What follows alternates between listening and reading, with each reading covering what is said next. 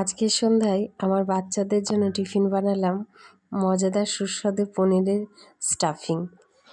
তা খুব সহজেই এইটা হয়ে যায়, ভীষণ টেস্টি হয় খেতে, আর খুব কম সময়ের মধ্যেই হয়ে যায়। তা আমার এটা কেমন লাগলো তোমরা জানাতে ভুলবে না, জানাবে অবশ্যই। আর সবার আগে তোমরাও তোমাদের বাচ্চাদের জন্য করে দিতে পারো, ভীষণ টেস্টি হয় এবং খুব হেলদি।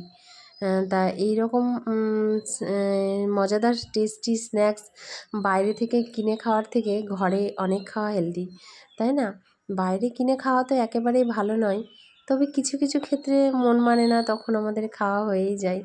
তবে যতটা পারি আমার বাচ্চাদের জন্য আমি কেনাটা একটু কমই খাওয়াই অ্যাভয়েড করি।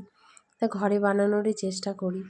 তা কিছু না কিছু তো বানাতেই হয়, সন্ধ্যাবেলায় ওদের খিদে পেয়ে যায়। তা তোমাদের বাচ্চাদের জন্য সবাই কে কী টিফিন বানাচ্ছো সেইটা অবশ্যই কমেন্ট করো।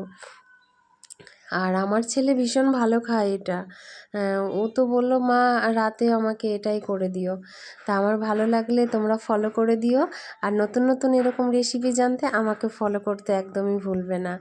আরও পরের ভিডিওতে দেখা হবে, তোমরা একবার বানিয়ে দেখতে পারো, ভীষণ ভালো হয় খেতে।